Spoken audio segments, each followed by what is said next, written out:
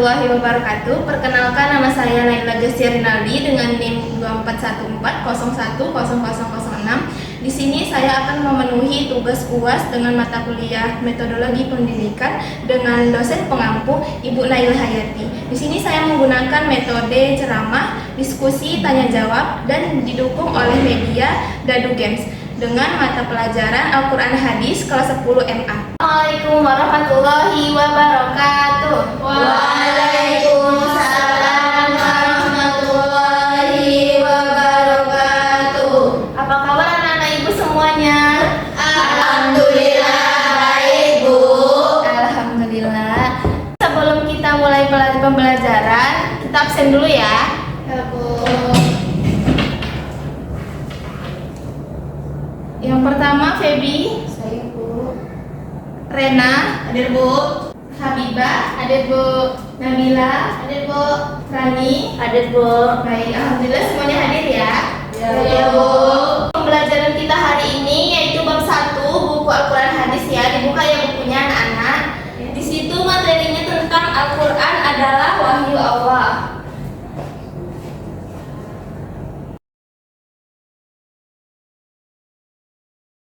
Baik, anak-anak ibu ada yang tahu nggak apa itu Al-Quran? Yang tahu angkat tangan. Saya, Bu. Nabila apa? Kalam Allah, Bu. Betul. Hana. Kitab suci umat Islam, Bu. Betul. Apa lagi? Rena. Firman Allah, Bu. Rani. Mukjizat. Feby. Mukjizat apa, Bu? Oke, betul semua ya. Jadi anak-anak ibu sebutkan tadi betul ya. Al-Quran itu adalah firman Allah yang diturunkan kepada Nabi Muhammad melalui perantara malaikat Jibril secara mutawatir atau berangsur-angsur, dikumpul di dalam satu mushaf dan diawali dengan surah Al-Fatihah dan diakhiri dengan surah An-Nas dan membacanya bernilai ibadah. Lalu selanjutnya itu nama-nama Al-Quran. Yang pertama,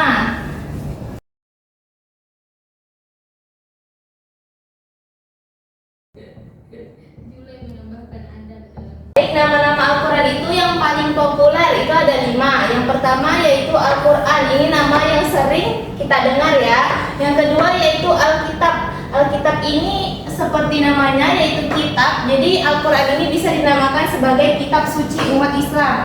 Oke, selanjutnya yaitu Al-Furqan. Al-Furqan ini artinya pembeda. Jadi Al-Quran itu bisa dinamakan sebagai pembeda, yang mana pembeda yang hak dan yang batil. Yang hak itu yang benar, yang batil itu yang salah. Baik, selanjutnya yang keempat yaitu Az-Zikar. Az-Zikar ini artinya memberi peringatan. Nah, Al-Quran itu dinamakan sebagai Az-Zikar, itu memberi peringatan kepada manusia untuk melakukan atau melaksanakan perintahnya dan juga menjauhi larangannya. Lalu yang kelima yaitu At-Tanzil. At-Tanzil ini artinya diturunkan.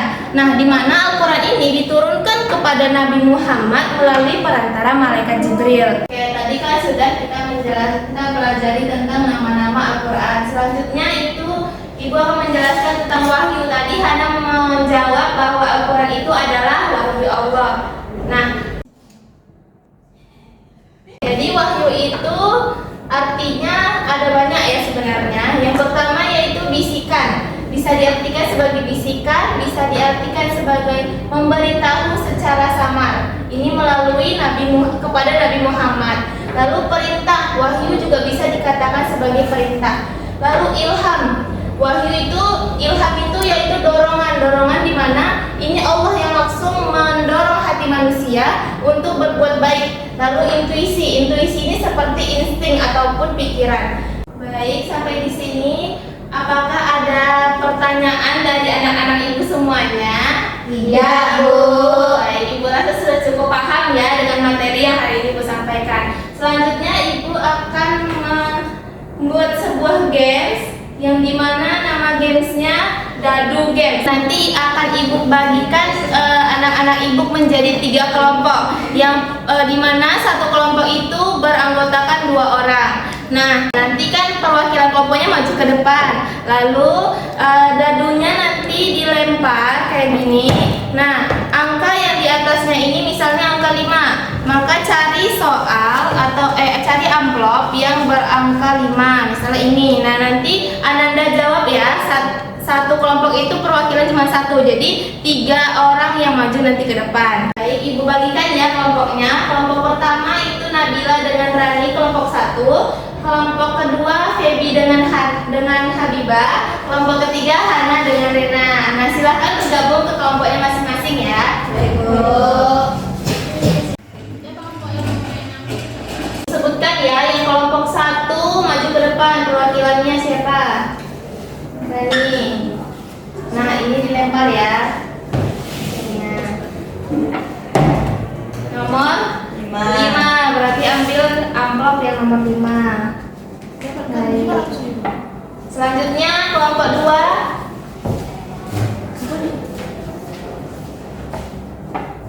Berapa, Mbak? 3, berarti ini. Perwakilan kelompok 3 silakan maju.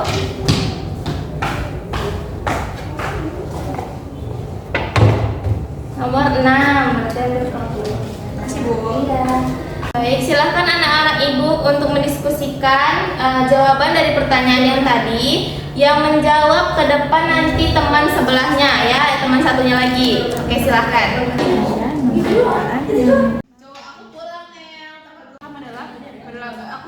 Apakah udah selesai diskusinya anak-anak ibu semua? Sudah. Baik, silahkan ya maju dari pertama dari perwakilan kelompok 1, silahkan maju ke depan.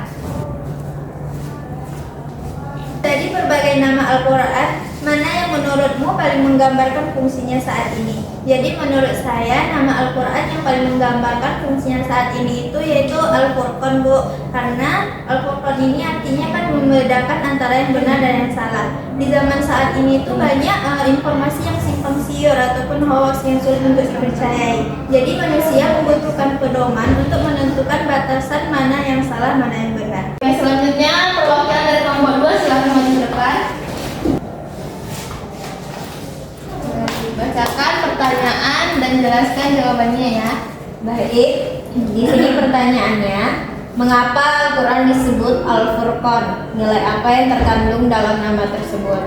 Jadi, Al-Furqan tadi adalah pembeda yang mana untuk membedakan yang benar dan yang salah. Fungsi Al-Quran, nilai yang terkandung dalam nama tersebut adalah supaya kita sebagai manusia itu bisa membedakan mana keputusan yang bisa kita ambil itu benar dan mana keputusan yang salah, sehingga nanti tidak berpengaruh buruk ke orang lain. Oke, betul ya jawaban dari kelompok 2. Beri tepuk tangan untuk kelompok 2. Silahkan kelompok 3 untuk maju ke depan.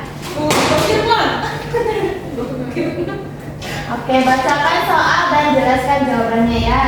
Nah, soalnya adalah jelaskan apa yang dimaksud dengan ilham dan berikan contoh bentuk ilham dalam kehidupan sehari-hari.